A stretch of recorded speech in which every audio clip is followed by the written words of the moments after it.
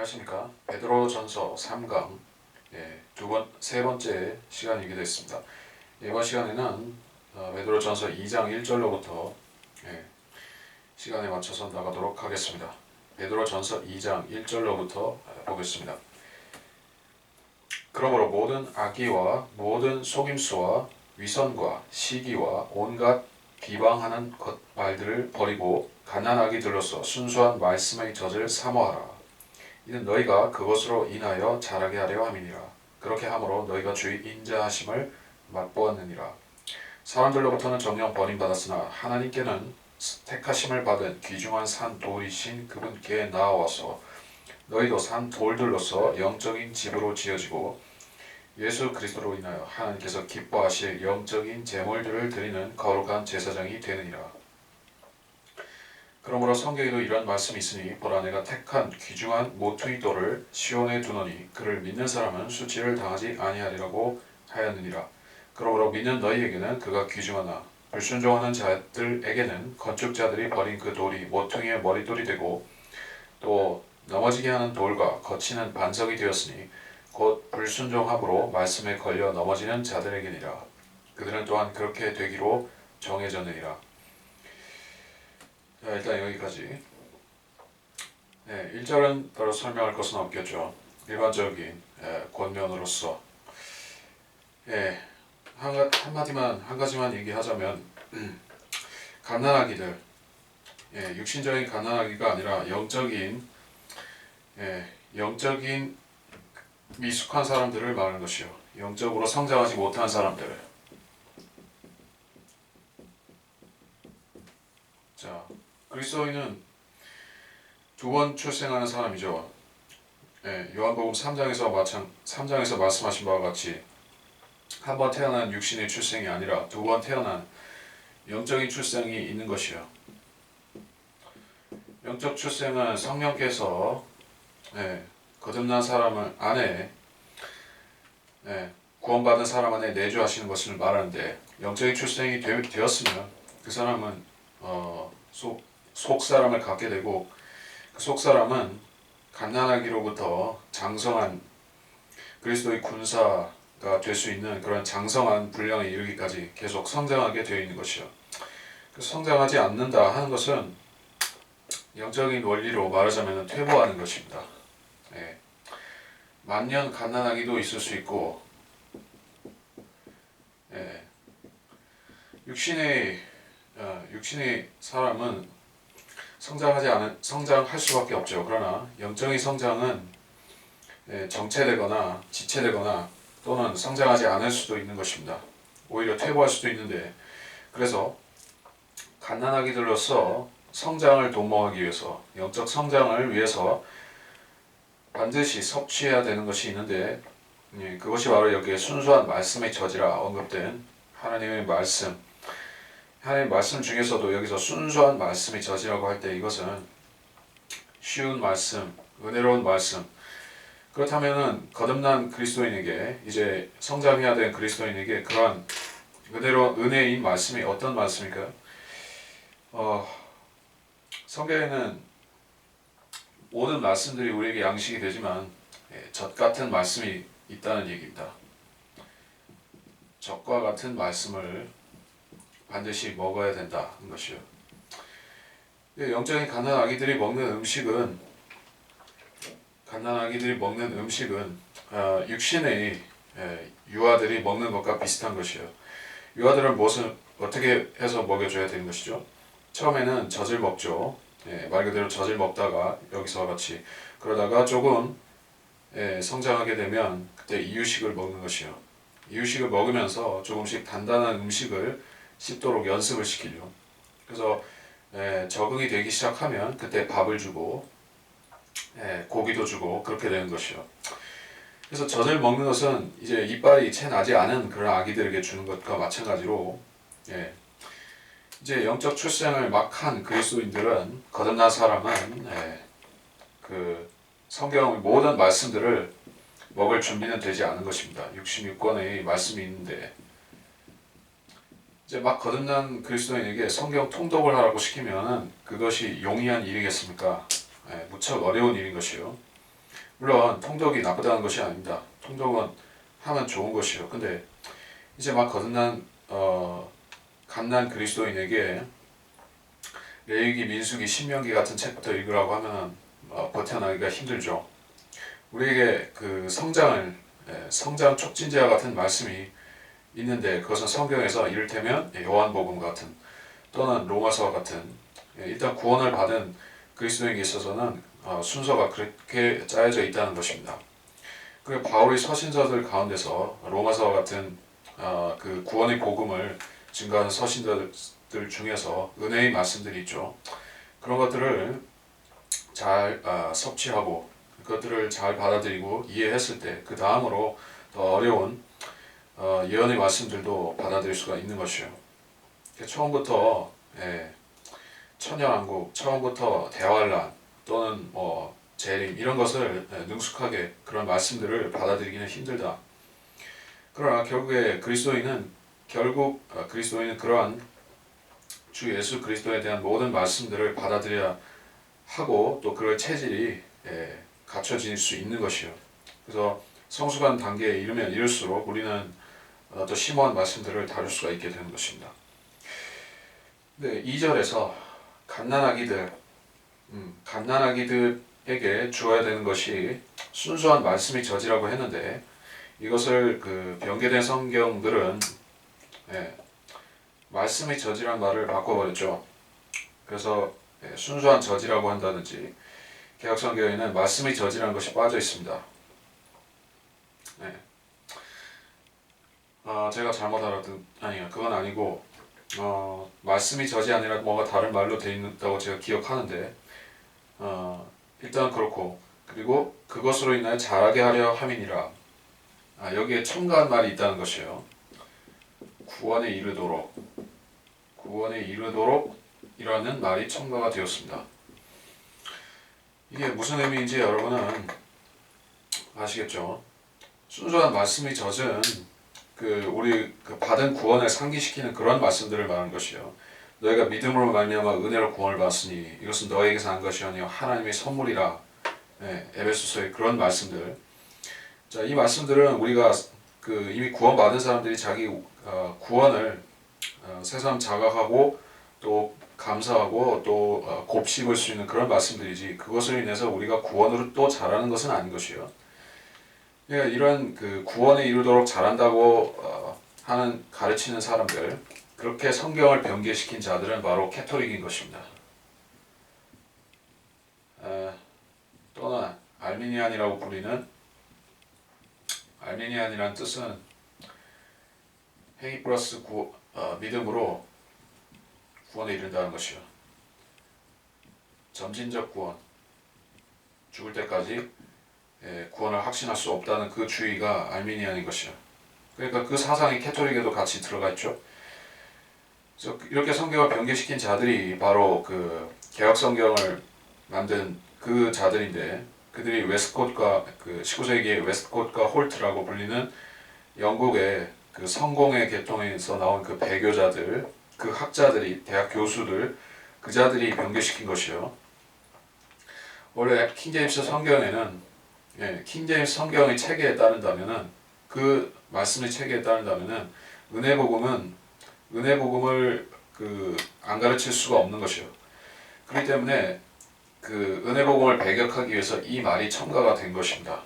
물론 그 전에 전 시대에 다른 변개된 성경들을 헬라어 원문들을 만들어낸 자들도 마찬가지 사상이었던 것이요.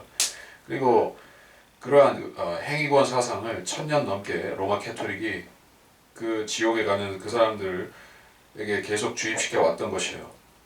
그 사람들을 구원 못 받게끔 만든 것입니다. 여러분이 개혁 성경을 읽어도 구원을 받을 수 있다라고 원칙상으로는 그렇게 말할 수 있지만은 왜냐하면 개혁 성경도 복음을 전부 가려버릴 수는 없었던 것이에요. 은혜의 복음들이 남아 있습니다. 그러나 마귀는 항상 변개된 구절들, 행위권의 구절들을 그 사이사이에 집어넣음으로써 사람들에게 혼동을 조성하는 것이요. 그래서 이 말씀이 맞는 것 같기도 하고 저 말씀이 맞기도 하는 것 같이 보다 보면 헷갈리게 되어 있는 것입니다. 그러면 확실히 믿어야 되는 그 계기에 그 국면에서 믿지 못하고 이런 그 구원에 이르도록 잘한다고 하는 이런 말씀을 보고 은혜 복음 대신에 행위로 빠지게 돼 있다는 그 얘기인 것이요. 그래서 개혁 성경을 보는 그러한 교인들과 목사들은 구원을 받기가 여간해서는 용이치 않다. 더군다나 그 자들의 그 교회에서 가르치는 사상들이 감리교의 알미니안이거나 혹은 장로교의 칼빈주의거나 또는 오순절의 은사주의거나 은사주의도 사실상 행위구원의 성격이 들어가 있기 때문에 그런 자들이 가르치는 것은 은혜 복음이 대부분 아니고 그래서 그런 제독교회의 신학과 그 교회에서는 교회 분위기 풍토에서는 구원을 받기가 쉽지 않다. 어쨌든 변개된 성경 때문에 구원을 어렵게 만든 것이요. 3절 그렇게 함으로 너희가 주의 인자하심을 맛보았느니라. 주의 인자하심을 맛보았다. 자, 우리가 하나님의 자비, 하나님의 사랑 얘기를 하죠. 자비라는 것은 소극적 차원에서 하나님께서 간과하고 넘어가시는 그런 부분, 사랑이라는 것은 적극적으로 베푸는 부분, 베푼다, 참아준다 이런 성격이 있죠. 그래서 주의 인자하심은 사랑과 자비 둘 다 의미할 수 있는데 우리가 그리스도 안에 들어왔을 때 맛보는 것은 하나님의 사랑이죠. 여기서는 하나님의 사랑이라는 것입니다. 그리고 하나님께서는 그 죄인을 구원하실 때 한 번 그리스도 안에서 십자가에서 사랑을 보여주시고 끝나는 것이 아니라 이제 십자가를 거쳐서 예수 그리스도의 몸 안으로 들어온 그러한 죄인들에게는 하나님의 사랑이 계속해서 베풀어지는 것이죠. 우리가 하나님의 사랑을 상기시키고 또 계속해서 북돋우기 위해서는 우리가 한 가지 해야 될 것은 십자가를 계속해서 떠올리고 십자가를 계속해서 생각 속에서 마음 속에서 지우지 않는 것이요. 그러면 우리가 하나님의 사랑을 항상 마음에 품고 또 그것을 원한다면 언제든 맛볼 수가 있다 하는 것입니다. 4절 사람들로부터 버림받았으나 하나님께서 택하신 바는 귀중한 산돌이다. 자, 그리스도는 돌로서 묘사가 됩니다. 여기서 구약에 모세가 그 반석을 쳐서 물이 나오게 하는 사건이 두 번 있었었죠.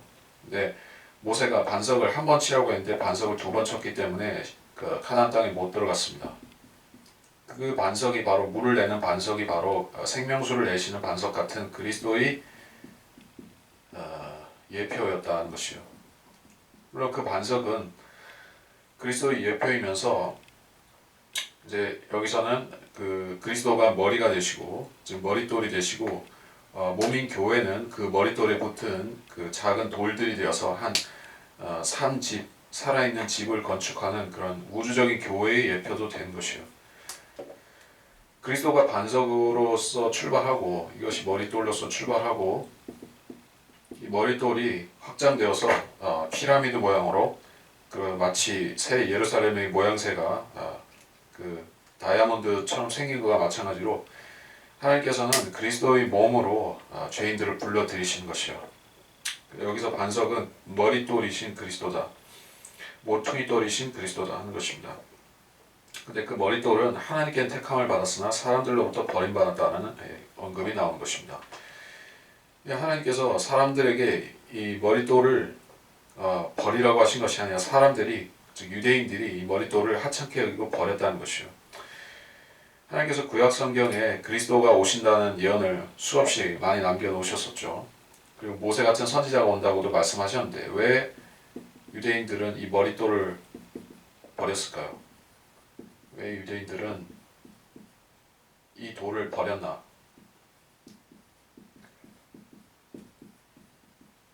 미스테리가 아닐 수 없죠. 유대인들은 성경을 모르지도 않았고 구약 성경을 깨달았음에도 불구하고 그리스도께서 오시는 때가 되었다고 알았음에도 불구하고 거의 근접했음에도 불구하고 또 주님께서 가르치시는 것을 보고 듣고 가까이에서 3년 반 동안을 지켜보았음에도 불구하고 유대인들은 결국 그분을 믿는 데 실패한 것입니다. 실패한 정도가 아니라 반석이신 그리스도를 아예 내쳐서 완전히 버린 것이요. 근데 이것은 하나님께서 더 많은 인류를 죄인들을 구속하시기 위한 방편이기도 했던 것입니다.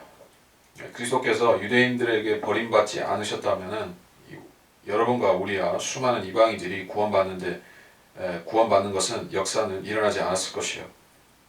대신에 유대인들에게 천년왕국에 약속하신 대로 그 왕국은 왔겠지만 그러나 이 교회 시대에 수많은 이방인들이 예수 그리스도를 믿음만으로 그리스도 안으로 들어오는 침례받는 이런 하나님의 위대한 역사가 없었을 것이라는 얘기입니다. 그래서 5절에도 말씀하죠. 너희도 산 돌들로서 영적인 집으로 지어진다라고 했습니다. 그리스도는 하나님이시면서 또 피조물들을 다스리는 왕이기도 하시면서 그분은 또 그분 안에 들어온 성도들이 몸이기도 하신 머리이기도 하신 것이요. 그리스도는 여러 가지 역할을 하시죠. 예수 그리스도는 머릿돌이시다. 그러니까 그 최고 통치자라는 의미도 되겠고, 자 어떤 집의 그 주춧돌이 실질적이든 상징적이든 모든 건물에는 주춧돌이 있죠. 주춧돌을 중심으로 특히 피라미드 같은 건물은 주춧돌을 중심으로 모든 전체가 사면이 연결되어 있는 형태인 것이요. 그래서 그리스도가 없이는 어떤 피조물도 창조되지 않았을 뿐만 아니라 앞으로 오게 될 시대들에도 그리스도 없이는 어떤 피조물도 새롭게 되거나 새롭게 창조되거나 또는 존속할 수가 없다 한 것이요. 그래서 여기서 그리스도께서는 머릿돌이시고 여러분 구원받은 사람들은 산 돌들이다라고 했습니다. 베드로는 조약돌이었죠. 너는 베드로라 조약돌이었습니다. 이 베드로 전서의 저자 자체가 조약돌이라는 이름을 받았죠. 그러니까 괄호치고 조약돌인데 조그만 돌을 말하는 것이요. 손으로 쥘 수 있을 만한 그런 돌입니다. 자, 그 본질과 속성은 돌로서 같은 돌이죠. 같은 속성을 가졌죠. 그리스도도 돌이고, 그러나 권위가 틀리다는 얘기요. 여러분은 조약돌이고 그리스도는 어마어마한 반석인 것이요. 반석이라고 할 때 여러분은 빌딩을 그 63 빌딩이나 그 트윈타워나 이런 그 거대한 빌딩을 세울 수 있을 만한 그러한 반석을 생각하셔야 되는 것이요. 우선 초과 상간 오두막집을 올리기에 적합한 그런 정도의 반석이 아니라 어마어마한 대궐이나 이런 빌딩을 올릴 만한 그런 반석이시라는 것이요. 그 반석과 그 탁구공만한 조약돌을 비교하시면 된다는 것입니다. 그리스도가 그런 분이신데 그러나 여러분은 그분과 속성을 공유하고 있다는 것이요. 그분도 돌이고 여러분도 산 돌인 것이요. 그리고 그리스도의 반석이신 그리스도와 여러분은 한 지체로 한 몸으로 연결되어 있기도 한 것이요. 그것이 여러분에게 영광인 것이죠. 구원받은 사람의 영광인 것입니다. 그래서 구원받은 사람은 어떤 자격이 생겼는가? 하나님께서 기뻐하실 영적인 제물들을 드리는 제사장이 되었다라는 말씀인 것이요. 그러니까 이런 구절이 신약 그리스도인들의 지위를 설명해주는 즉 만인 제사장 교리의 기초가 되는 것입니다.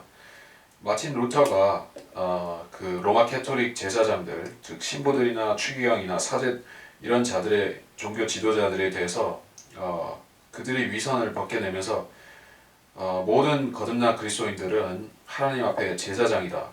영적인 제사장이라는 사실을 용기 있게 선포했었던 것입니다. 그런 구절은 로마서에도 있지만 이렇게 베드로 전서에도 나오는 것이요. 우리 모두가 하나님 앞에서 이제 구약시대 제사장처럼 제물을 드리는 위치가 된 것입니다. 그리스도만 대제사장이신 것이 아니라 여러분들도 제사장인 것이요. 예수님은 대제사장이시고 여러분은 제사장들입니다. 제사장은 구약시대에 희생 제물을 잡아서 바치는 그런 실질적인 그런 동물 제사를 드리기도 했었던 것이요. 근데 이 시대의 제사장들은 희생 제사를 더 이상 드릴 필요가 없어진 것입니다. 왜냐하면 그리스도께서 손수 드리셨고 또 자신을 제물로 해서 드리셨기 때문에 영원한 제사가 마무리된 것이요. 그래서 지금의 영적인 제사장들은 더 이상 희생 제사의 피를 흘리지 않는 것입니다. 우리가 드리는 제물은 이제 영적인 제물들을 드리는 것으로 바뀌어졌습니다.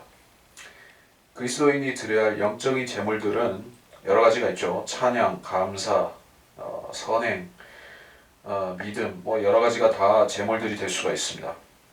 찬양의 제사가 있고 히브리서 13장 15절, 하나님의 이름에 감사하는 제사가 히브리서 13장 5절, 선을 행하고 나눠주는 것 히브리서 13장 16절이나 빌립보서 4장 17절로 18절, 몸을 제물로 드리는 것 로마서 12장 1절, 믿음을 제물로 드린다 하는 빌립보서 2장 17절. 자, 성경 도처에 이렇게 어떤 제물을, 영적 제물을 우리가 드리라 하는 것이 나와 있다는 것입니다. 예, 이것은 전부 집약하자면 우리 믿음 자체에서 거듭난 사람의 기본 성품에서부터 나오는 것이죠. 우리가 손수 드리는 것이 아니라 생활 면에서 자연스럽게 나오게 되는 것이 제물이라는 것이요.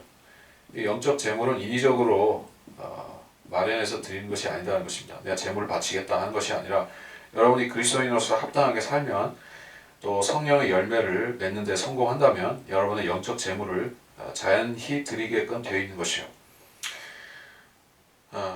그래서 그 제사장으로서 드리는 제물은 틀리지만 그 영적인 권위라든지 또 하나님께서 이 세상에서 그리스도인의 신분을 바라보시는 관점이라든지 이런 것은 구약시대에 버금가게끔 대단히 뛰어난 것이에요. 제사장들은 백성들로부터 존중을 받았습니다. 존경을 받았고 또 그들은 두려움의 대상이기도 했던 것이에요.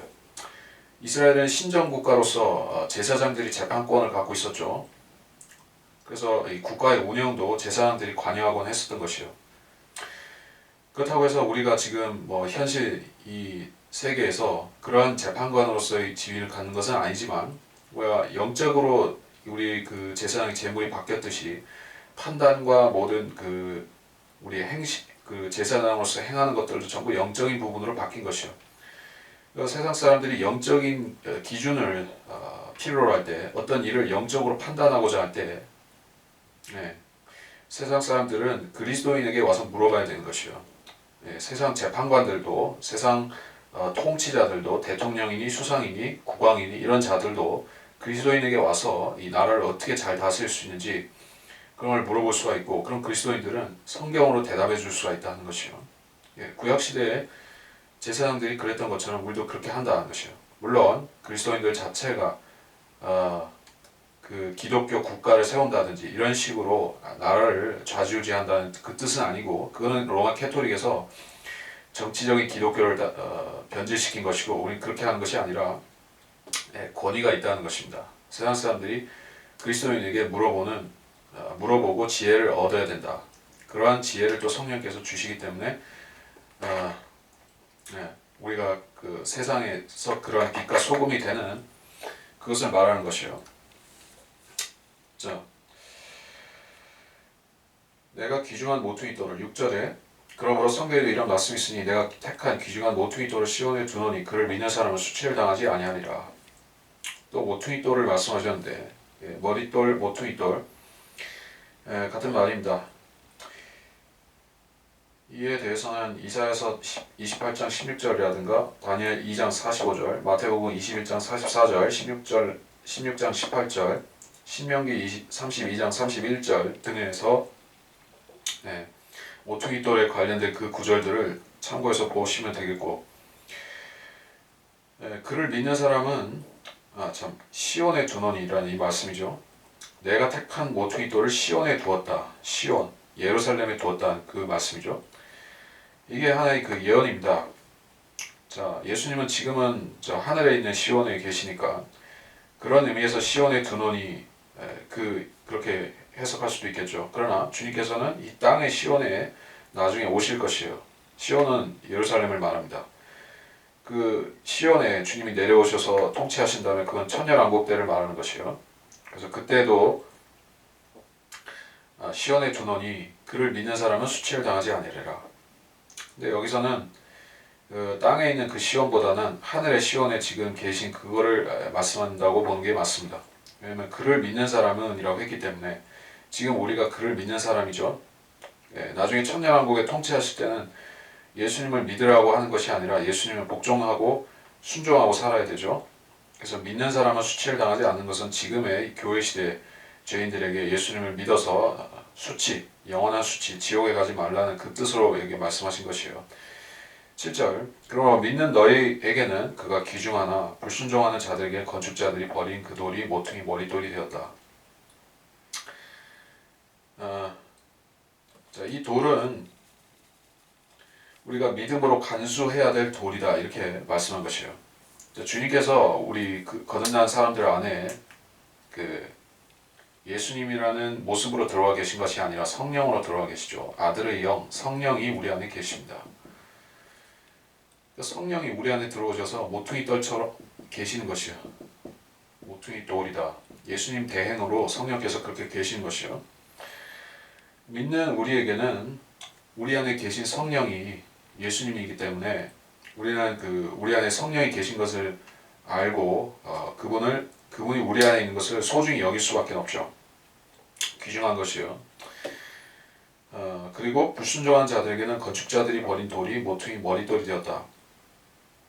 자, 교회라는 건물을 앞에서 그 영적인 집을 말하는 그 교회인데 그 교회가 그리스도를 중심으로 형성되고 불순종하는 자들은 그 교회 밖에 있게 되는 것이죠. 영적으로 말해서 나중에 이 돌이 재림이라는 형태로 이 땅에 다시 내려올 때, 즉 주님께서 자기와 붙어있는 그 돌들과 함께 내려오실 때 믿지 않는 자들에게는 무슨 일이 일어나는가? 즉 여기서 건축자들이라고 할 때는 그 원래 그 집 소유 그 집에 살아야 될 그 사람들을 말하는 것이죠. 그러니까 이 땅에 왕국을 상속받아야 했을 그 원래의 유대인들을 말하는 것입니다. 그러나 그 원래 유대인들이 예수님을 거부했었죠. 초림 때. 그래서 그 자들이 바리새인들과 사두개인들과 그 종교 지도자들 그 자들이 건축자들이었고 그들이 예수님이라는 돌을 버렸습니다. 그 돌을 버리고 예수님을 죽였더니 그랬더니 예수님이 부활하셔서 모퉁이 머릿돌 즉 교회의 머릿돌이 되신 것이요. 또 넘어지게 한 돌과 거치는 반석이 되었다. 자, 이것은 그 사도행전을 참고하면 되겠지만 유대인들이 주님께서 이제 그 교회의 머릿돌이 되시고 나서 유대인들에게도 이리로 들어오라고 초청하셨죠. 그래서 유대인들도 이방인들과 마찬가지로 구원받을 기회가 활짝 열렸는데 근데 유대인들에게 한 가지 문제가 있었던 것이요. 그들이 예수님을 십자가에 못 박으라고 하면서 했던 말이 있죠. 우리와 우리 자손에게 그의 피를 돌려도 된다라고 한 것이요. 돌리라고 한 것입니다. 그래서 주님께서는 이 유대 민족을 심판하기로 이렇게 심판할 생각을 하신 것이요. 그래서 주님께서는 유대인들이 예수님을 믿을 때 그들에게 걸림돌이 무엇이 되게 하셨는가? 그들이 믿는 유대교 자체가 유대인들이 믿는 그 유대교 자체가 걸림돌이 되고 거치는 그 주님은 이 유대교를 믿는 자들은 주님께 나아가기가 힘든 그런 상황이 된 것이요. 그래서 주님이 오히려 거치는 반석이 되었습니다. 그들이 유대교를 고수한다면 주님께서는 그들을 심판하실 수밖에 없는 즉 거치는 반석으로서 역사하시는 것이요. 그들이 복음에 불순종함으로 말씀에 걸려 넘어지는 자들이 되었다는 것입니다. 유대인들이 구약 성경을 여전히 믿는다고 하지만 모세오경을 믿는다고 얘기는 하지만 그들은 실질적으로 그 말씀을 믿지 못하게 된 것이요. 왜냐하면 구약 성경은 예수 그리스도에 관한 말씀들이기 때문에 그들이 그 구약 예언의 주인공인 예수 그리스도를 믿지 않는다면 구약 성경을 믿을 수가 없게 된 것이요. 그래서 그들은 또한 그렇게 되기로 정해졌느니라. 자, 이것이 하나의 이 사람들을 운명적으로 구원 못 받게 그렇게 하나님 정하셨다는 식으로 해석할 소지가 있는데 그런 뜻은 당연히 아닙니다. 하나님께서는 모든 사람이 구원을 받고 진리의 지식에 이르기를 원한다는 말씀을 하셨고 그것은 구원을 받을 수 있는 기회는 어떤 악인이든 선인이든 동등하게 하나님께서 허용해 주신다는 것이요. 그래서 꼭 지옥에 가도록 정해진 사람이 있는 것은 아닙니다. 이 사람들이 정해진 그렇게 되기로 정해졌다고 하는 그 뜻은 유대인들이 이제 자기들이 저지른 그 죄 때문에 민족적인 죄, 민족 종교 지도자의 그 죄 때문에 이제 신약 시대가 열렸는데 유대인들이 예수님을 믿기가 무지막지하게 힘들다는 것이요. 그들의 예수 그리스도를 유대인들은 예수 그리스도를 믿기가 이방인들보다 훨씬 힘들어졌다는 것입니다. 그렇게 되기로 정해졌다는 것이요. 그래서 실질적으로 많은 유대인들이 대부분의 유대인들이 구원을 받지 못해 왔었죠. 지난 2000년 가까운 시기 동안에 그렇게 되어 왔던 것이요. 그래서 지난 교회 시대들은 사도행전 때를 제외한다면은 모든 이 지난 교회 시대들은 대부분의 유대인들이 지옥에 간 것이요. 복음을 들을 기회가 없었던 것도 아닌데 대부분 그랬던 것입니다. 그렇다고 해서 모든 유대인들이 지옥에 간 것도 아니죠. 일부나마 복음을 받아들인 유대인들도 있었던 것이요. 그래서 여기서 그렇게 되기로 정해졌다는 것은 유대인들로 하여금 복음을 믿기 힘들게 하나님께서 그들을 어리석게 영적으로 가리우시고 어리석게 만드셨다 하는 그 뜻인 것입니다. 그래서 바울이 수건으로 가리운 것 같이 유대인들을 이 수건으로 가리워진 상태다 이렇게 얘기를 했는데 잠깐 보면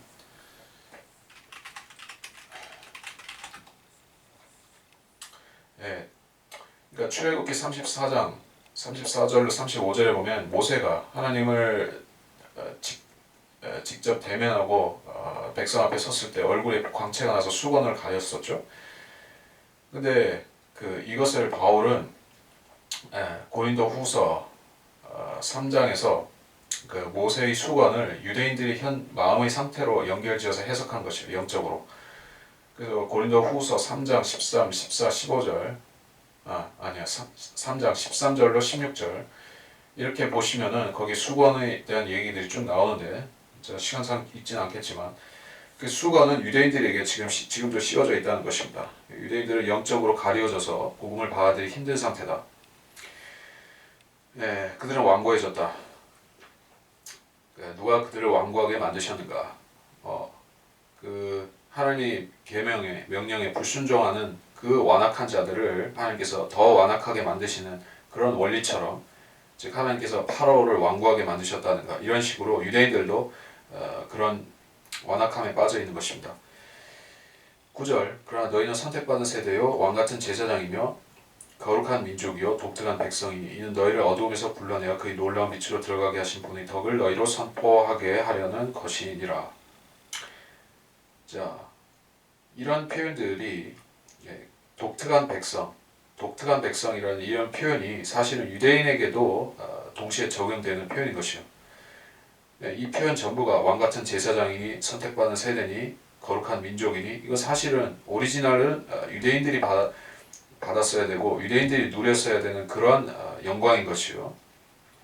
만약에 유대인들이 예수님을 고지고대로 믿었고 거부하지 않았으면 그들이 이렇게 됐을 것인데 유대인들은 지금 그렇게 못 되었고 오히려 이방인들을 불러서 죄인들을 불러서 그리스도의 몸 안에 넣으셔서 믿는 이방인들을 그리스도의 몸 안에 넣으셔서 이렇게 부르시는 것이요. 자, 선택받은 세대요. 세대라는 말은 어떤 무리, 사람들을 가리키는 표현인 것이요. 시대를 가리키는 말로 쓰이기도 하지만은 구체적으로 말하자면 어떤 무리들, 어떤 성향을 가진 사람들, 악한 사람들, 선한 사람들 이런 뜻에서 세대, 선택받은 세대라고 할 땐 이 세대에서 구원받은 사람들이다 이런 뜻인 것입니다. 그리스도인들은 모두 이 세상에 속한 사람들이 아니고 물론 외형적으로는 세상에 속한 사람들이지만 우리는 이 세대에 속한 사람들이 아니다는 것이요. 우리는 별개의 한 세대에 속해 있는 것입니다. 단수 세대죠. 선택받은 세대. 선택받은 세대들이 아니라 세대인 것이요. 한 세대. 자, 시편에 보면 그 천년왕국 때 유대인들의 한 세대에 대한 언급이 자주 나오는 것을 볼 수가 있어요. 그러니까 유대인들도 나중에 천년왕국 때 회복되면 한 세대로 불리우고, 교회는 지금 그리스도의 몸 안에서 한 세대인 것이요. 자, 이 한 세대라는 것은, 그래서 이것은 그 영적인 회복과 상관이 있는 것입니다.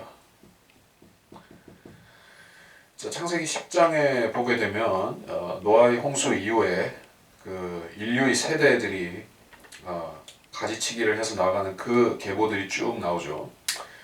그래서 그 우리 한국 사람의 조상들은 동이족에서 왔다고 하는데, 성경에 구체적으로 뭐 욕탄이라는 얘기도 있고 뭐 여러 얘기가 있지만 확실한 것은 모릅니다. 하여튼 우리는 그 아담으로부터 쭉 그 수백 세대, 수천 세대 이렇게 이어져 온 것이, 수천까지는 아니지, 6천년 동안 그러한 그 수백 세대 동안 이어져 오면서 우리는 죄인들의 세대로 남아 있었던 것이에요. 근데 주님께서 죄인들을 구원시키시고 이방 죄인들을 그리스도의 몸 안에 넣으시면 우리는 그런 육신적인 혈통과 계보와는 무관하게 우리는 그리스도 안에서 한 세대로 간주가 되는 것입니다. 그럴 수밖에 없죠. 실질적으로 한 세대인 것이요. 주님이 33살 반의 남자 천사의 몸으로 지금도 계시고 앞으로도 그 재림하실 때도 그렇게 내려오시겠죠. 이게 주님의 모습이고,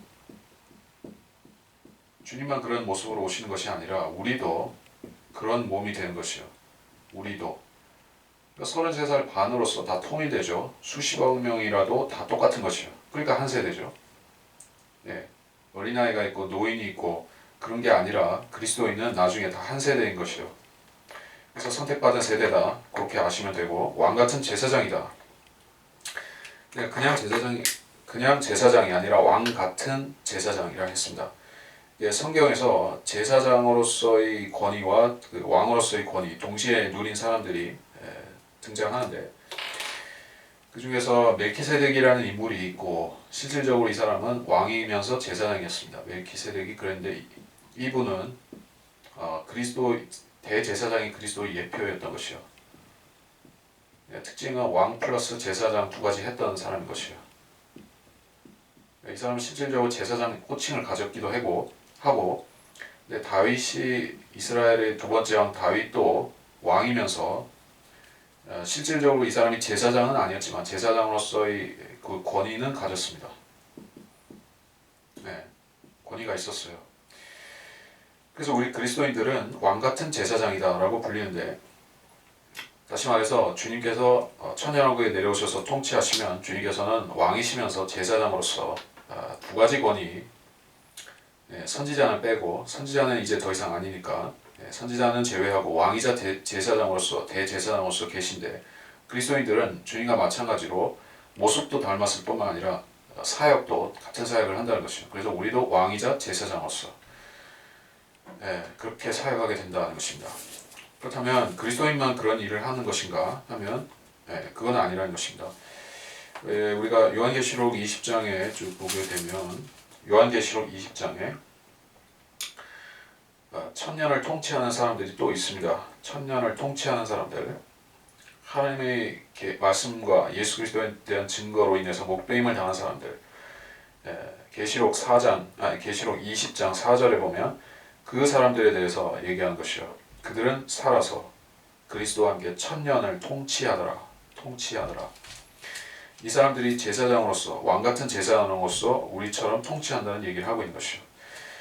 어쨌든 이 호칭은 우리한테 그리스도인한테 1차적으로 적용되고, 물론 통치권을 못 받는 그리스도인들이 있을 것이기 때문에 전체가 다 받는 얘기는 아니고 그렇습니다.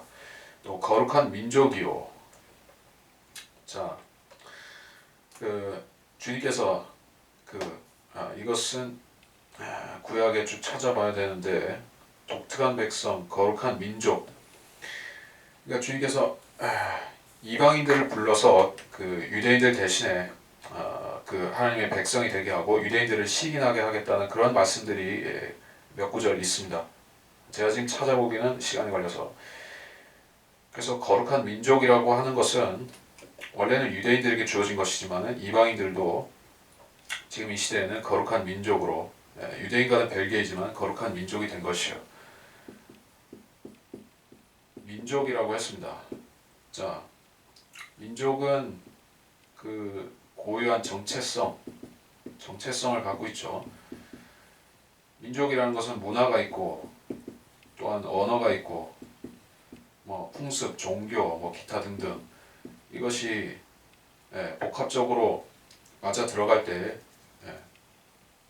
물론 혈통 요소도 당연히 들어가지만 자 그래서 민족이라고 하는 것입니다. 민족 공동체 물론 민족 공동체의 범주는 그 국가의 그런 경계선과 틀릴 수도 있습니다. 한국 민족의 그 민족으로서의 정체성은 꼭 국경선에 일치하는 것은 아니죠. 북한에도 같은 한국 사람 살고 있죠. 중국에도 조선족이 살고 러시아에도 그 고려인들이 살고 그렇죠. 자 무슨 얘기를 하면 민족으로서의 정체성을 형성하는 제1차적인 그 요소는 혈통이라는 얘기인 것이요. 그 다음으로 중요한 것이 언어겠죠. 그 다음에 기타 문화라든지 풍습은 제3, 제4의 요소로 들어갈 것이고 자 그럼 그리스도인이 민족이라고 불리는데 민족으로 불릴 만한 공통성이 어디서부터 기인되는 것인가? 당연히 혈통일 것입니다. 혈통. 우리는 한 가지 피를 가졌죠. 예수님의 피. 흘린 피로 한 피가 된 것이요. 아담의 피가 아닙니다. 그리스도의 피로 한 피가 된 것이요. 인류의 조상을 한 피로 지으셨다라고 사도행전에 보면 나오는 것입니다. 한 피로 지으시고 아테네에서 바울이 그렇게 설교했었습니다. 근데 예수님의 피로 주님께서는 또 한 민족을 만드셨는데 그것이 교회라는 것이요. 그럼 우리의 언어는 무엇인가? 물론 개별적인 언어들은 그 민족들의 언어도 우리가 쓰고 있습니다만 우리가 쓰고 있는 언어는 일종의 그런 개념은 성경이죠.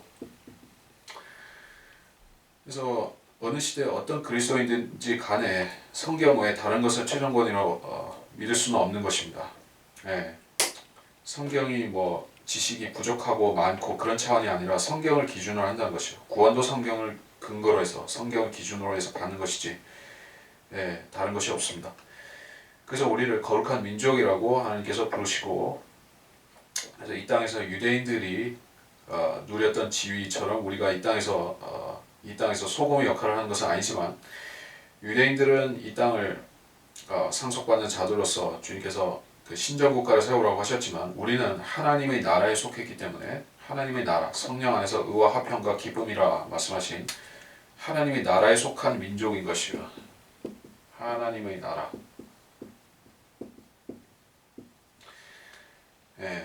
또 그러면서 독특한 백성이다 했습니다. 자, 우리는 모두 백성인 것이요. 이것은 역시 하나님의 나라에서 하나님의 나라의 관점에서 그러한 것이요. 유대인들도 이 땅에서 독특한 백성이었는데 그들은 신정국가의 그런 백성이었습니다. 그럼 우리는 이 땅에 실제로 세워진 신정국가가 아니라 영적인 하나님의 나라에서 그분의 백성이기도 한 것이요. 근데 그리스도인이 주 안에서 가지는 여러 신분들이 있죠. 그리스도인의 신분, 아들로서의 신분이 있고 이것은 상속자를 말하는 것이요. 상속자는 아들로서의 신분이고 하늘의 유업과 관련이 있습니다. 하늘의 유업입니다. 그리고 종으로서 그리스도를 섬기는 종으로서 이것은 땅의 유업과 관련이 있는 것입니다. 그래서 세 번째 요소는 여기서는 백성이라고 했는데 자 하나님의 나라에서 그러니까 구체적으로 이 땅에서 지역 교회를 말할 수 있는데 지역 교회에서 회중의 모임이 일종의 백성에 해당할 수 있죠. 그렇다고 해서 우리가 그 유대인처럼 그런 그 제사장이 있고 백성이 있고 그 뜻이 아니라 치리와 치리를 받는 치리자와 피치리자의 관계가 있다는 것이요. 그 구약시대 백성을 치리하듯이 그러니까 그것을 어떤 권력으로 억압하는 것은 안 되지만 목회자들이 선별되어 있다. 아니지, 치리자죠. 그리고 피치리자는 우리 그리스도인들을 말하는 것이요. 여기서 니콜라파라고 하는 자들이 있죠. 니콜라파는 사실은 하나님 앞에서는 우리들 모두가 그리스도인 모두가 다스림 받는 백성의 위치에 있는 것이죠. 근데 그 사람들은 그리스도와 일반 그리스도인들 사이에 이 치리자라는 계급을 하나의 왕이나 귀족처럼 만든 것이요. 실질적으로 이 땅에서 권력을 행사하는 그런 위치에 놓은 것입니다. 그래서 신부들, 그래서 추기경들, 주교 추기경, 로마 교황들은 실제로 왕처럼 섬김을 받죠. 아니 왕이 아닌 황제처럼 섬김을 받죠. 그것이 바로 니콜라파인 것입니다. 그러나 지역 교회에서 목회자를 봉양하는 성경대로 사역하는 목회자를 부양하는 그것은 니콜라파와는 상관이 없는 것입니다. 왜냐하면 기본적인 그 사회를 운영하고 조직을 운영하고 또 교회를 운영하고 하는 원리가 하나님께서 머리를 두시고 꼬리를 두시고 하는 그런 원칙대로 하는 것이지 그게 권력으로 다스리는 그러한 뜻은 아닌 것입니다. 그래서 여기서 백성이다 하는 것은 그런 차원에서 이해하시면 되고, 너희를 어둠에서 불러내어 그의 빛으로 들어가게 하셨다. 그분의 덕을 너희로 선포하게 하신 것이다. 이렇게 말씀합니다. 여기서 어두움이라는 것은 영적인 어두움을 말하는 것입니다. 그러니까 믿지 않는 사람들은 모두 영적인 어두움 속에 있다는 그 말씀인 것이에요. 영적인 흑암을 가리키고 흑암의 권세라고 할 때에도 그것은 영적인 흑암을 말씀하는 것이요. 그 죄들 가운데서 죽었던 너희를 그가 살리셨으니 세상 권세자던 마귀라든지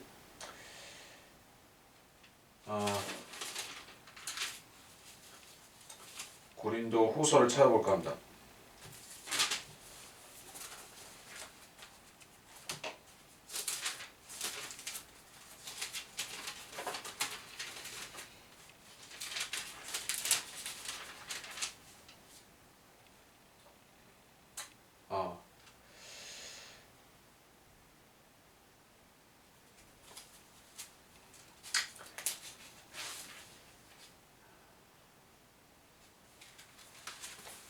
고린도 전서를 찾아보겠습니다.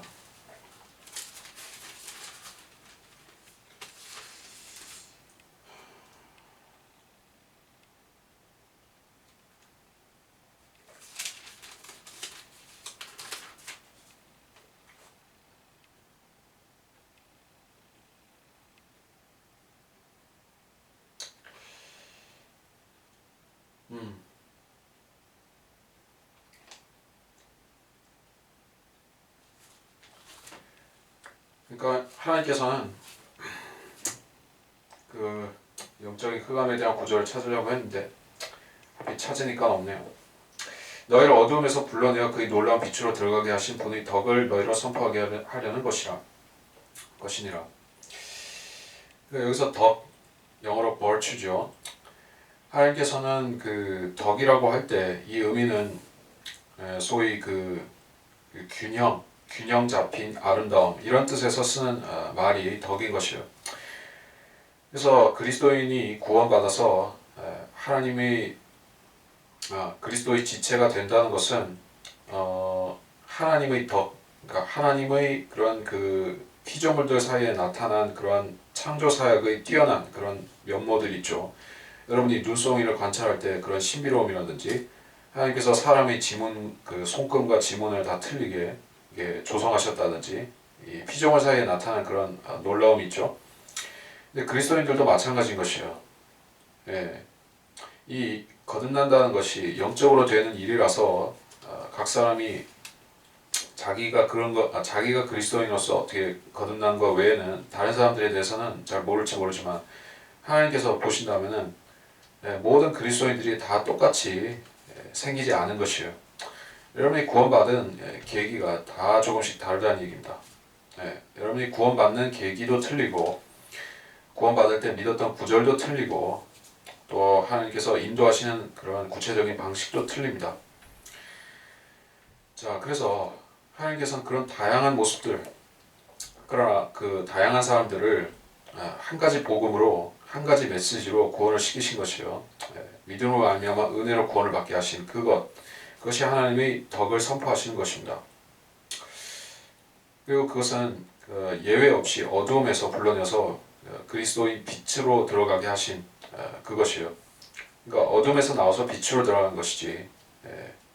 여러분이 거듭나기 전에 어떤 영적인 조명도 받을 수가 없었던 것입니다. 많은 사람들이 하늘에서 나온 그런 지혜니 지식이니 계시니 이런 것들을 종교들 통해서 추구하려고 하죠. 또는 어떤 사람은 산골에 밖에서 기도도 하고 각종 고행도 하고 요가를 한다든지 또 명상을 통해서 초월 명상 같은 것을 통해서 빛을 보려고 하는 것입니다. 세상에 두 가지 빛이 있다는 것입니다. 그러니까 영적인 빛 가운데 두 가지가 있다는 것이요.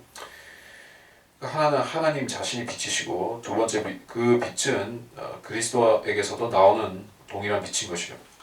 그리고 또 다른 영적인 빛이 있는데 그것은 빛의 천사를 가장하는 마귀가 주는 빛인 것이요. 그래서 빛을 받은 자는 반드시 그리스도의 빛을 받은 자가 아닐 수도 있다는 것입니다. 어떤 사람은 각종 그러한 거짓 종교를 통해서 사탄이 주는 빛을 받았을 수도 있는 것이요. 그러나 하나님의 빛을 받았다면 그 빛은 여러분을 구원에 이르게 한 것입니다. 그리고 그 구원에 이르게 한 그 빛은 여러분을 다시 어둠으로 돌이키게 한다거나 아니면 그 어둠 가운데 행하는 자들과 같이 똑같이 살게 놔두는 그런 빛이 아닌 것이요. 여러분이 그 빛이신 그리스도의 조명을 받았다면 여러분 이제 무지한 죄인들 같이 살지 않아도 되는 것이고 그렇게 살지 않는 것이요. 10절 너희가 전에는 백성이 아니었으나 이제 하나님의 백성이며 전에는 자비를 받지 못했으나 이제는 자비를 받았느니라. 자, 이것도 구약에 있는 말씀들을 쭉 인용한 것인데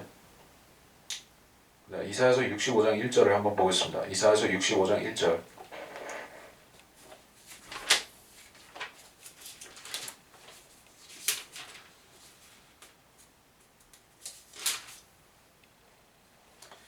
나를 구하지 아니한 자들이 나를 찾았으며 나를 찾지 아니한 자들에게 내가 발견되었노라. 내가 나의 이름으로 불리지 않던 민족에게 말하기를 나를 보라 하였노라. 우리가 아까 민족, 백성 이 얘기를 할 때 인용했어야 되는 구절이기도 합니다. 9절에서 그리스도인이 이런 민족이라는 것이요. 나의 이름으로 불리지 않는 한 민족을 불렀다. 그래서 이제 우리가 유대인 대신 하나님의 백성이 된 것인가? 사실은 이 시대에는 그런 거에 맞지만은 주님께서 유대인을 완전히 버리신 것은 아니기 때문에 유대인은 또 유대인 나름대로 하나님의 백성으로 남아있는 것이요. 그래서 그리스도인들은 그 유대인들과 똑같은 것이 아니라 별개로 하나님의 백성인 것이요. 영적으로 그 하나님의 백성 삼으신 자들이죠. 지금은. 자. 그리고 신명기 32장 21절, 27장 9절 등도 볼 필요가 있는데 지금 시간상 다 볼 수는 없겠습니다. 11절 사랑하는 자들아 타국인 같고 순례자 같은 너희에게 권고하노니 혼을 거슬러 싸우는 육신의 정욕들을 멀리하라. 이는 너희가 이방인들 가운데 행실을 바르게 하여 그들이 너희에게 악을 행하는 자라고 말하다가도 너희의 선한 일들을 보고 감찰하시는 그날에 그들로 하나님께 영광을 돌리게 하려 함이라. 타국인 같고 순례자다. 또 이 얘기를 했습니다.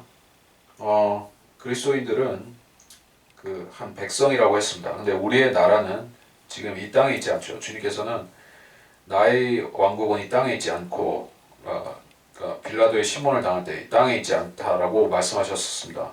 그것은 주님께서 물론 셋째 하늘에 서부터 오셨고 거기에 나라가 있다는 뜻이기도 하지만 또 주님께서는 하나님의 나라를 소유하셨다는 뜻도 되는 것이에요.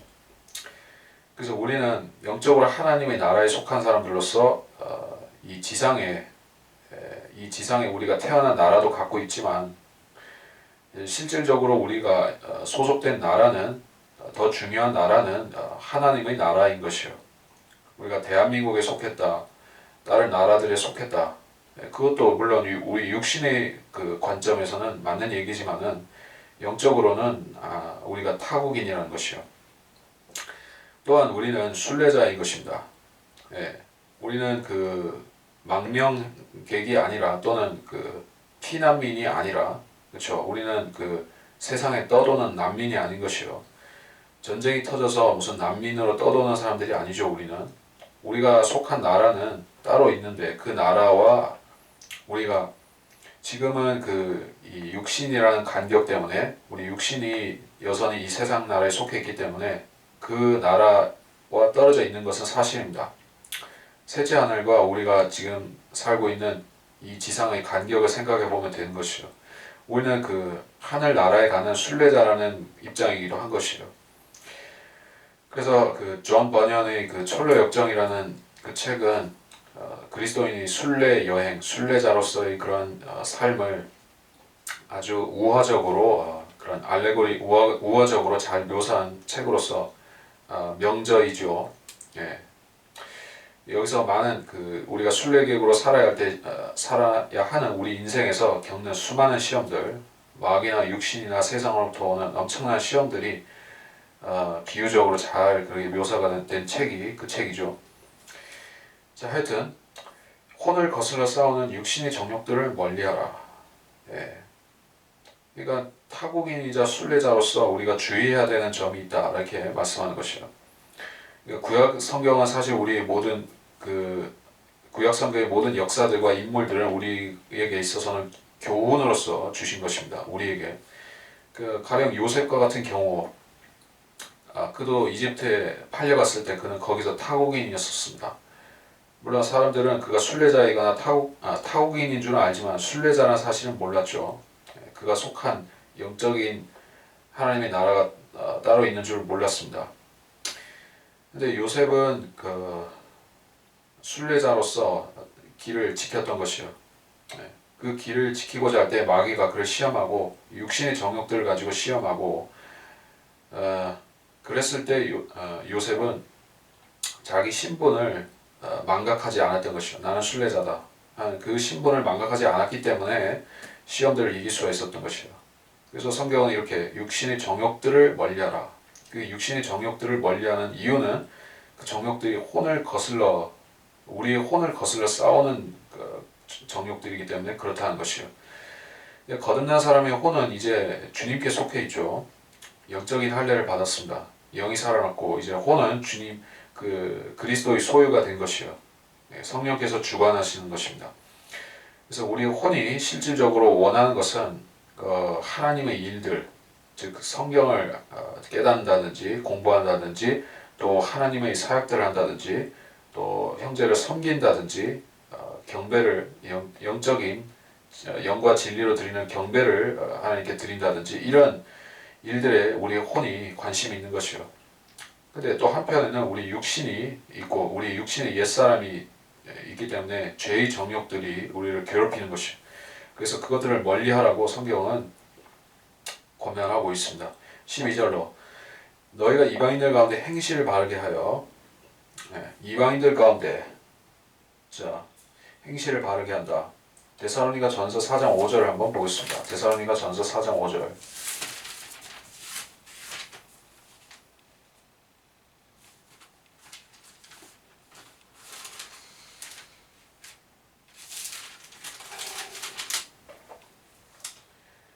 하나님을 모르는 이방인들과 같이 세욕에 빠지지 말라.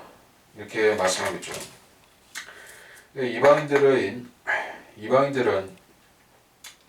육신의 시험, 마귀가 주는 여러 가지 시험들에 걸려 넘어져서 우상 숭배도 하게 되고 그 소돔과 고모라 사람들처럼 그 성적인 죄들도 짓게 되고 여러 가지로 타락하지만은 특별히 그 마귀가 죄인들을 타락시키기 위해서 사용하는 주된 수법이 세욕이다 이 얘기를 하는 것이요. 행실을 바르게 하라. 육신의 정욕을 멀리하라 하는 것은 하나님께서 금욕주의를 실천해라라고 너는 세상과 담쌓고 저 산골에 들어가서 면벽 수련을 하여라. 뭐 기독굴에 들어가서 또는 골방에 들어가서 기도만 하고 살아라. 수도원에 들어가서 이성은 전혀 보지도 말고 기도만 하고 살아라. 그렇게 말씀하신 것이냐? 절대 아니다는 것입니다.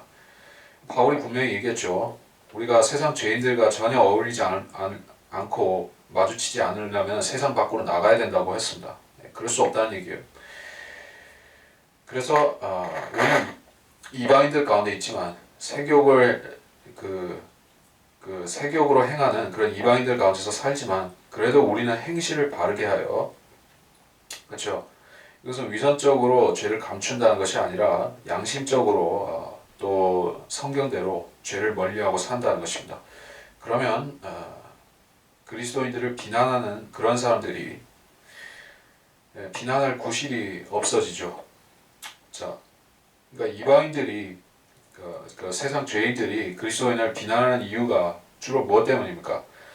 그리스도인들이 거룩하게 살고 선하게 살고 선을 행하고 그렇기 때문에 저주하고 욕하고 그런 일은 잘 없는 것이에요. 물론 마귀가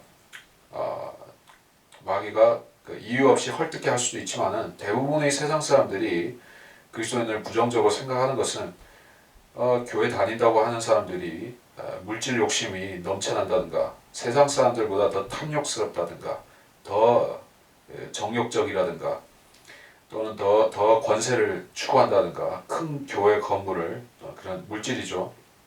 돈을 추구한다든가 그럴 때 세상 사람들이 그리스도인을 손가락질하게 되어 있는 것이에요. 그래서 우리가 복음만 올바로 전하면 됐지 행실이 무슨 상관이냐라고 생각한다면 그것이 바로 구원파들이 하는 것과 똑같이 되는 것이에요. 구원파들이 물론 그들이 전하는 복음 자체가 깨달아서 구원받으라는 가짜지만은 뭐 어쨌든 그 사람들이 구원받았다고 하면서 행하는 그 행실들이 너무나 악하죠. 다단계를 한다든지 종교 사기를 치고 각종 사람들을 미혹하고 그 돈을 털어먹고 그런 짓들을 하고 있는 것이요. 하나님의 교회라고 자처하면서 그런 다단계 짓을 하고 하기 때문에 세상 사람들이 비웃는 것이요. 저주하고 비웃고 조롱하는 것입니다. 그렇게 되면 성경대로 믿는 사람들이 제대로 복음을 전해도 사람들이 고개를 내줄 수가 있다는 것이요.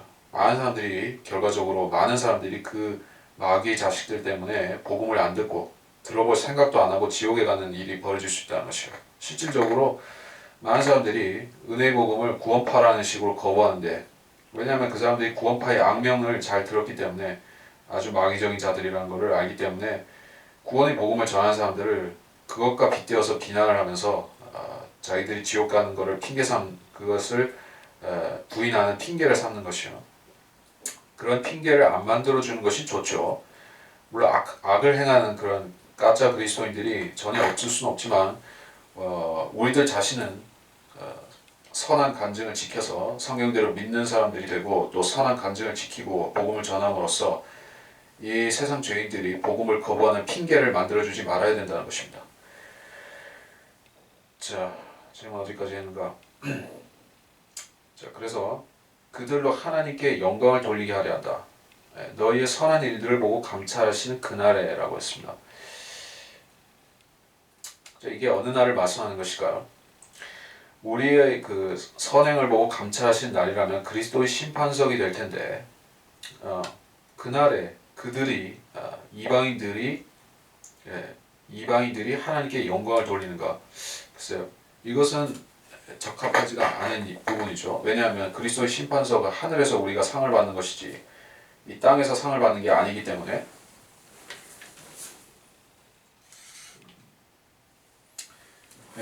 그런 상황은 아닌 것으로 보이고 그리고 그날에 라고 했기 때문에 이것은 재림이라는 재림이라는 그 분위기가 얼핏 감지가 되죠. 자, 주님이 재림하시면 우리에게 땅을 분배해 주시겠죠. 물론 그때 민족들을 심판하시고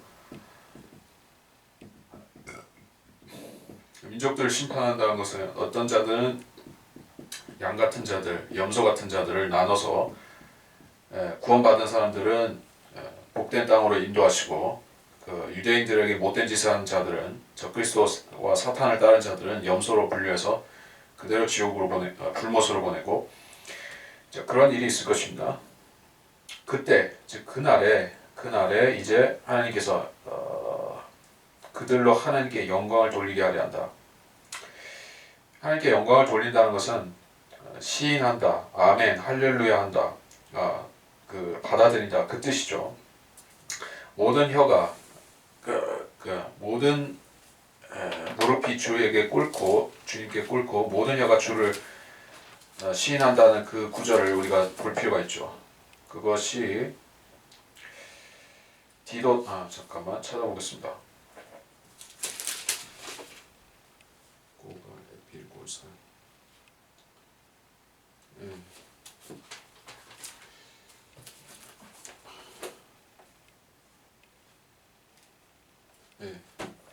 빌립보서입니다.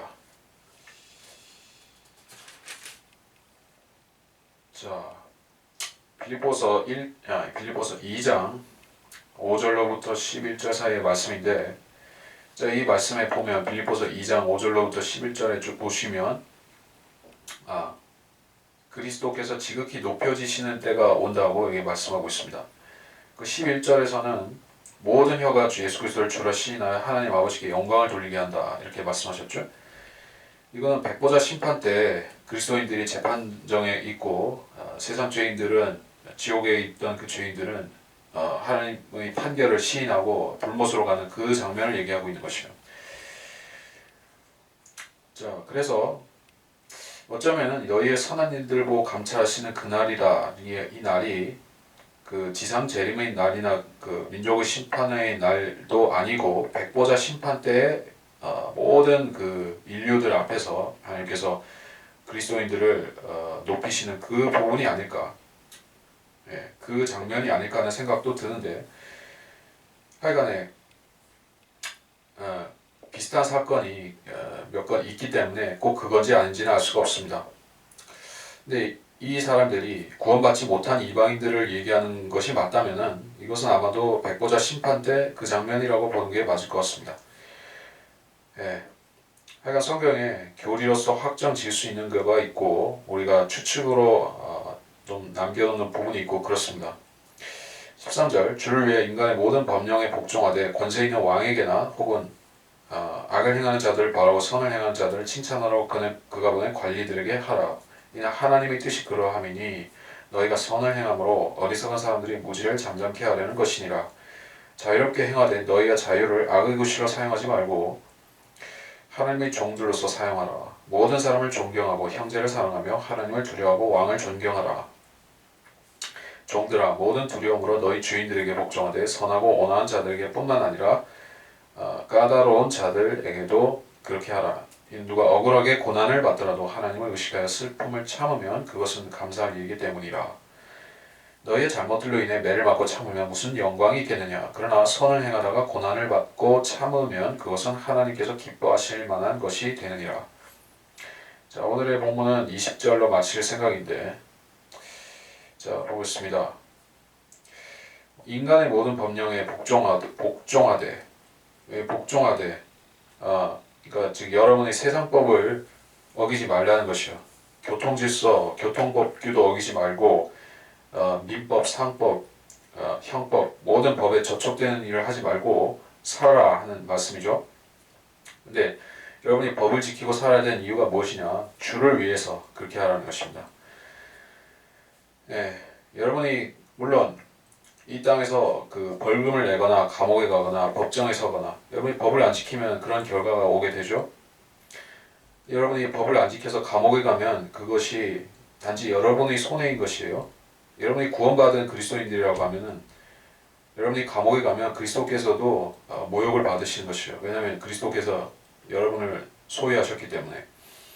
그렇게 안 되기 위해서 주를 위해서 법을 지켜야 된다. 그 뜻인 것입니다. 권세 있는 왕에게도 그렇게 하라는 것이다.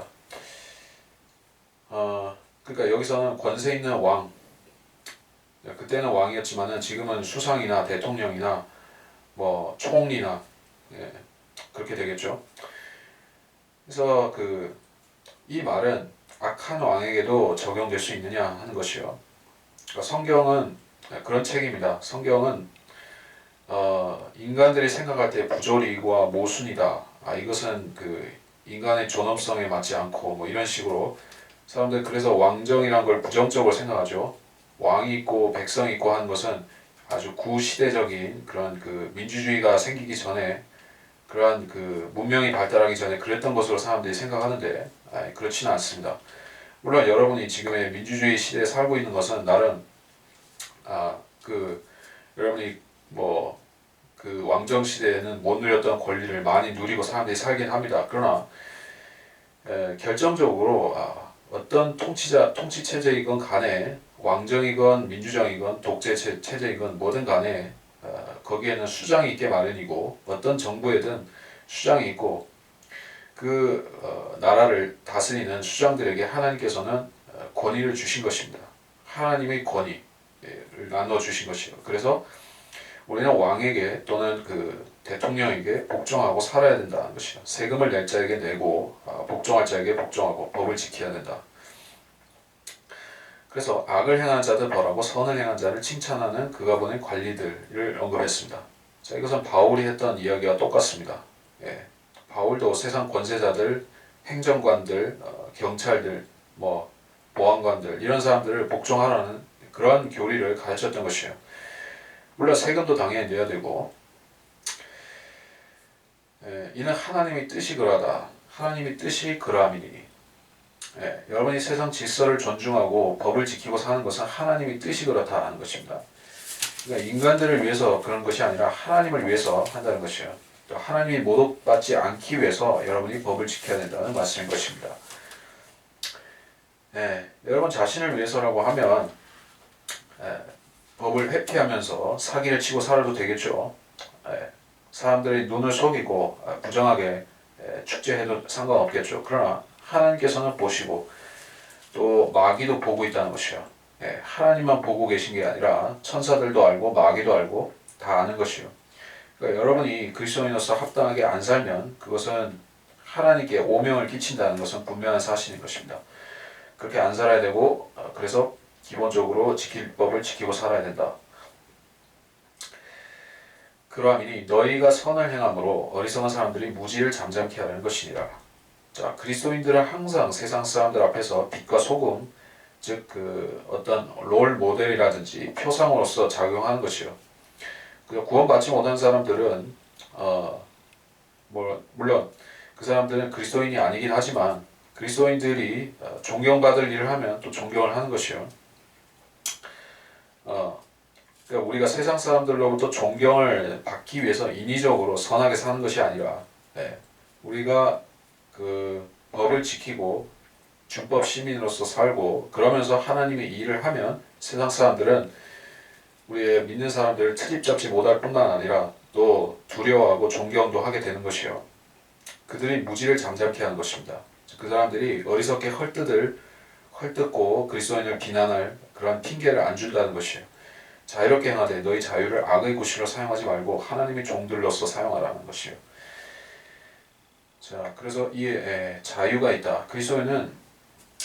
그리스도에게는 종이지만 우리는 세상에는 자유인인 것입니다.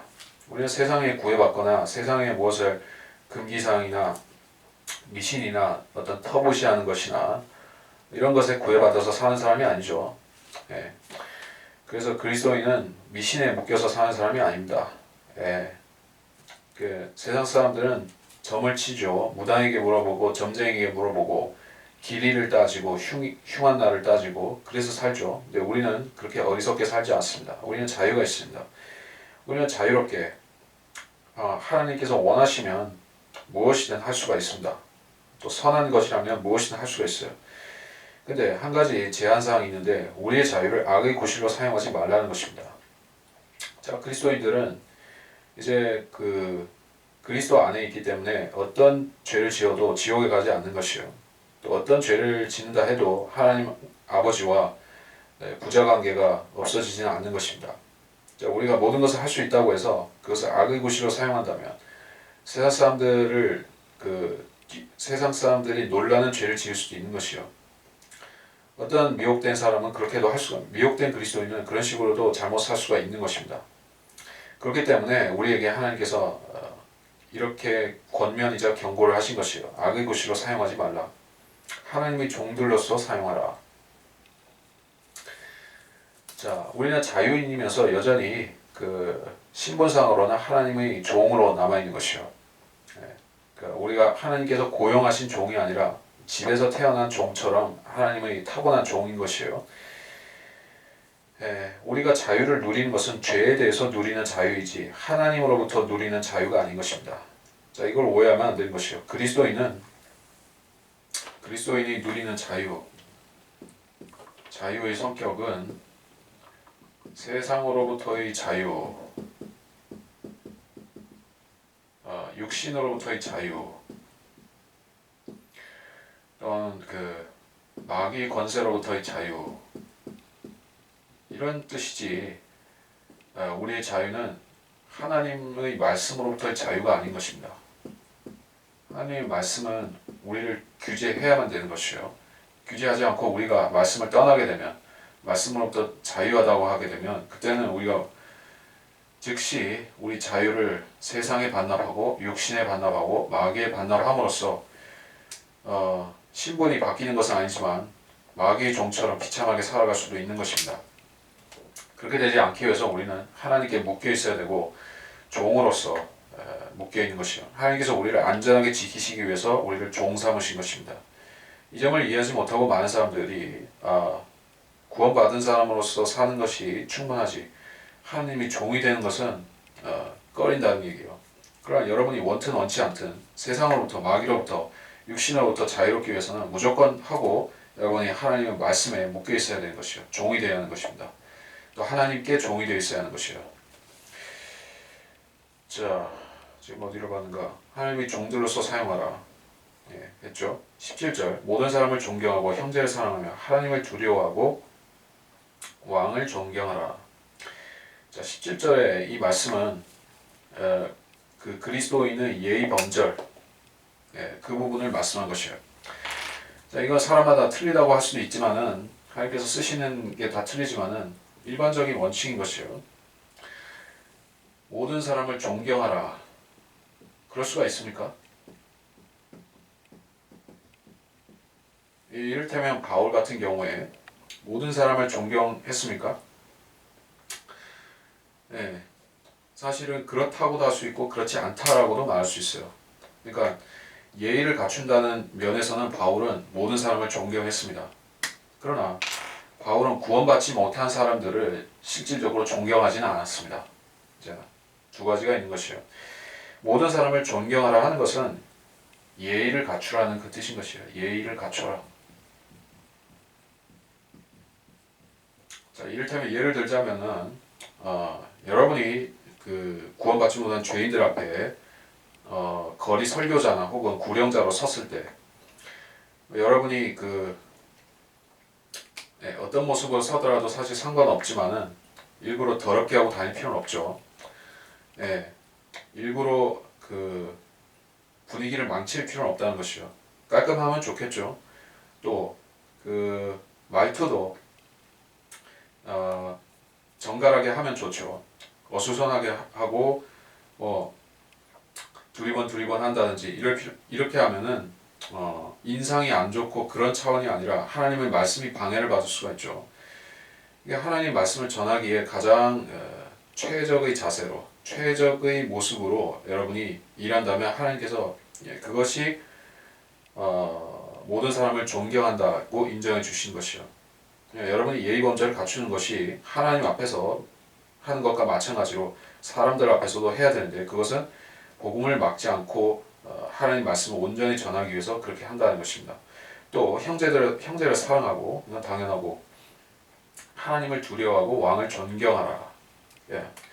자, 하나님은 존경의 대상이 아니라 두려움의 대상입니다. 그러나 사람들은 존경하는 것이요.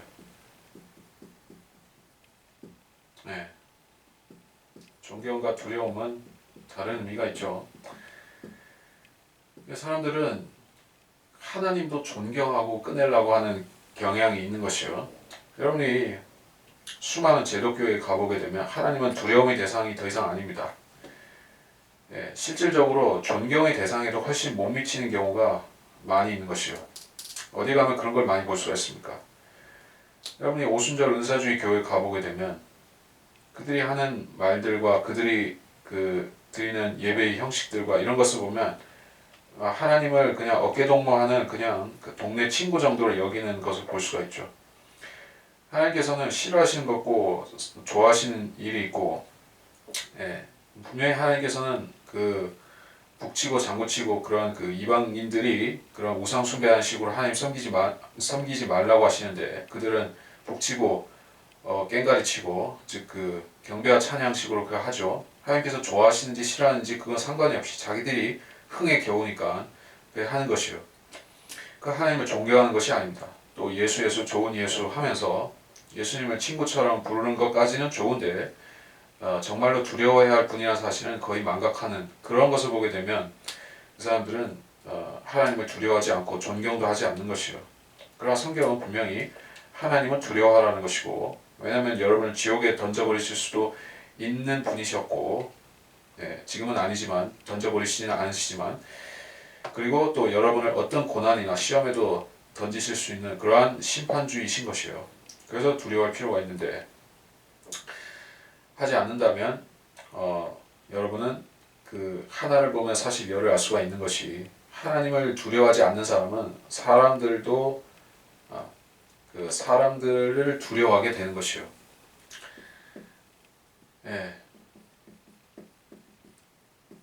모든 사람은 크건 작건 간에 하다못해 고소공포증 같은 그런 특정한 두려움으로 표출되는 경우도 있지만 대부분의 사람들은 자기가 제일 무서워하는 게 있습니다. 여러분이 구원받지 못한 사람들에게 뭐가 가장 무섭냐라고 물어보면 몇 가지 타입의 대답들이 나올 것이요. 나는 죽는 게 무섭다. 나는 무슨 암에 걸리는 것이 무섭다. 나는 교통사고가 무섭다. 그러게 하죠. 그러나 모든 상황과 모든 변수와 여러분이 모든 것을 통제하시고 지켜보시는 그분이 계신데, 그렇죠. 여러분의 그런 일생을 지켜보시는 분이 계시고 그분을 두려워한다면 나머지 두려움들은 더 이상 두려움으로 남지 않는 것이요. 여러분이 하나님을 두려워한다면 세상을 두려워하지 않게 되고, 세상을 두려워한다면 하나님에 대한 두려움이 없는 것입니다. 많은 사람들이 세상을 두려워하면서 하나님을 두려워하지 않는 것이요. 목사들이 그렇게 하고 종교 지도자들이 그렇게 하고, 그래서 하나님을 두려워하는 증거가 없는 사람들이 모여서 교회를 하고 예배를 드린다고 할 때 하나님께서 그 사람들이 경배를 받아주시겠는가? 그렇지 않다는 것이요. 그리고 그 사람들은 당연한 얘기지만 왕들도 존경하지 않게 되는 것이요. 통치자들에 대한 두려움도 없는 것입니다. 이 세상에서 많은 반역들, 쿠데타들, 이런 세상의 그런 내란이라든지 이런 일들이 일어나죠.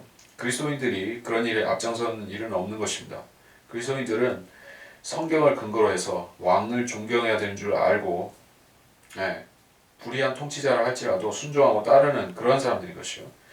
물론 아예 불평 같은 걸 하지 말라는 그런 정도로 억압하는 의미는 아니지만은, 여러분이 세상 사람들이 하는 것 같이 왕을 대항하자고 선동한다든지, 또는 체제를 뒤집어 엎자고 선동한다든지, 즉 공산주의나 또는 그런 혁명을 선동하는 자들이나, 우리의 한국 사회에도 지금도 있고 전에도 있었죠. 그리스도인들이 사회 정의를 부르짖는 그러한 차원에서 얘기하다가 결국에 그런 쪽으로 가담하게 된다면은 하나님께서 왕을 존경하고 세상 질서, 법을 지키라고 하는 그 계명을 정면으로 무시한 것이 되는 것이요.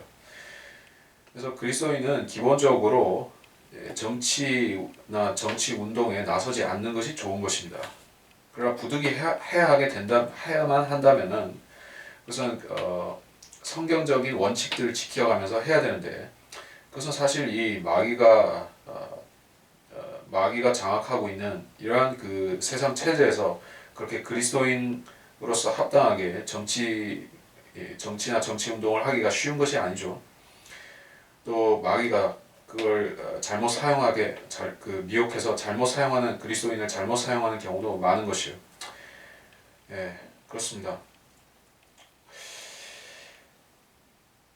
자, 18절 종들아 모든 두려움으로 주인들에게 복종하되 라고 했습니다. 여기서 종은 노예라고도 옮길 수가 있습니다. 노예 제도. 그렇죠. 여러분은 노예 제도에 대해서 직접 보거나 듣거나 경험해 본 적이 없는 시대에 살고 있습니다. 오늘날 우리가 살고 있는 21세기 이 시대에는 노예 제도라는 것이 하나의 공식적으로 존속하는 그러한 공간은 사실 어떤 그 원시림의 미개 사회나 혹은 저 모슬렘들이 지배하는 즉 아이시스 같은 그런 자들이 노예를 매매한다든지 그런 식으로 일종의 변칙적인 형태로 남아있긴 하지만 이 지구상의 어떤 문명화된 나라에서 문명화된 어떤 그 서구화된 나라에서 노예 제도를 하는 데는 없죠. 그래서 사람들은 노예는 과거 시대의 전유물이다, 아주 미개한 것이다 그렇게 생각하지만은 꼭 그런 것만은 아닙니다.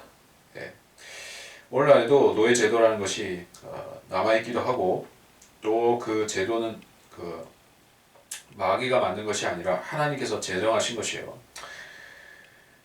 하나님께서 구약시대에 율법을 주셨던 이유가 사람이 그 죄 문제를 해결하기 위해서 이러이러한 법을 지키고 그 하나님의 계명을 준수하고 이런 그 인간의 행위를 요구하셨던 것이요. 하나님의 법에 스스로 복종하기를 원하셨던 것입니다. 노예 제도를 통해서 인간이 배울 수 있는 교훈이 무엇이죠?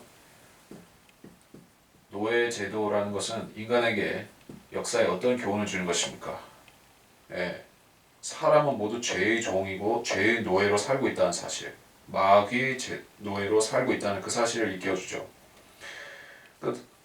노예 주인은 좋은 주인이 있고 선한 주인이 있을 수 있고 나쁜 주인이 있을 수 있죠. 히브리 사람들을 학대하고 하고 사내 아이를 죽이라고 했던 그 파라오는 악한 노예 주인이죠. 그리고 아브라함 같은 주인은 선한 노예 주인이죠. 그럼 어쨌든 하나님께서 이런 그 제도를 통해서도 사람들에게 하나님께서 마귀의 종에서 마귀 노예에서 그 죄인들을 구속하시는 원리를 보여주신다는 것이요. 어쨌든 이것은 하나님께서 인간들에게 어떤 메시지를 주시기 위해서 존속시킨 제도이고 그것은 근본적으로 하나님이 만드신 제정하신 것인 만큼 인간이 마음대로 그것은 구시대의 것이다 이렇게 말할 수 있는 것이 아니다는 얘기인 것입니다. 그래서 종들은 주인에게 복종해야 된다라고 말씀하고 디모데전서 6장 2절에서도 같은 디모데전서가 아니라 맞습니다. 디모데전서 6장 2절에서도 그런 말씀을 하고 있습니다. 근데 지금 시간이 무척 많이 간 것 같아서 쭉 그건 넘어가고 아무튼 종들은 주인에게 복종하라. 바울도 그렇게 얘기했죠. 빌레몬서에서 같은 얘기를 했고 여러분이 노예 제도에 대해서는 좀 생각해 보시면은 이게 성경에 나오는 그것들이 세상에서 말하는 그러한 그 남북 전쟁 그런 노예 제도를 비판적하고 그런 식으로 말하는 거하고 성경에서 말하는 취지하고 틀리다는 것을 아셔야 될 것입니다. 19절은 설명할 것이 없고 20절로 가서 너희 잘못들로 매를 맞고 참으면 무슨 영광이 있는가? 그러나 선을 행하다 고난을 받고 참으면 하나님이 기뻐하시는 것이다. 그러니까 하나님께서 교훈을 주신다 제가 방금 전에 얘기한 것이요. 노예 제도가 있는데 이 제도는 인간이 이제 죄의 종으로 노예로 살다가 하나님께서 구속하셔서 하나님의 종으로 삼으셨는데 그러면 우리는 주 안에서 자녀의 신분이기도 하지만 이제 잘못하면 매를 맞기도 하는 것이요. 그래서 우리가 주님께서 우리를 자녀 삼아 주셨지만 우리는 주 안에서 놀고 먹는 것이 아니라 사역을 받은 것이요. 종으로서 사역을 받은 것이요. 일을 잘못하면 주님께서 때리실 수 있는 것입니다. 매를 맞고 참으면 무슨 영광이 있는가? 우리의 잘못들로 맞을 수 있다. 세상 사람들이 주님이 몽둥이 역할을 해서 우리를 때릴 수 있는 것이요. 그럼 우리가 수치를 당하죠. 그러나 선을 행하다 고난을 받고 참으면 하나님이 기뻐하시는 것이다. 계속해서 선을 행하라 이 얘기를 하고 있습니다. 그러니까 선을 행하라는 것이 세상 종교인들이 행하듯이 그러한 그 의식적인 선을 행하라는 그 뜻이 아니라 아까 얘기를 했듯이 아까 구절들에서 얘기를 했듯이 법령을 준수하고 왕에게 복종하고 악을 행하지 말고 세상 사람들이 욕하는 일을 하지 말고 그러한 기본적인 그런 선을 말하는 것이요. 준법 시민으로서 잘 살라는 것이요. 그렇게 하면 설령 여러분이 법을 지킴으로써 세상적으로 손해를 보고 그 이익을 못 챙길 수 있다 할지라도 그렇죠. 세상에 사기꾼들이 무척이나 많죠. 법을 요리조리 피해 다니면서 자기만 출세하거나 잘 살려고 하는 사람들로 넘쳐나는 것이요. 그래서 그리스도인들이 우직하게 법을 지키고 살면 세상 사람들이 그걸 어리석다고 말할 수가 있는 것이요. 그러나 그것을 억울해할 필요가 없는데 그것은 우리가 참을 만한 고난이기 때문에 그렇게 하는 것이요. 우리가 법을 지킴으로써 하나님의 법뿐만 아니라 세상 법을 지킴으로써 우리가 세상에서 어리석은 취급을 받는다고 하면 그것도 하나님께서 영광 받으시는 것이 되는 것입니다. 네. 자, 그래서 지금 20절로 마쳤고 여기서 더 설명할 것은 없기 때문에 시간상 마치고 다음 시간부터 또 나가도록 하겠습니다. 이번 시간 마칩니다.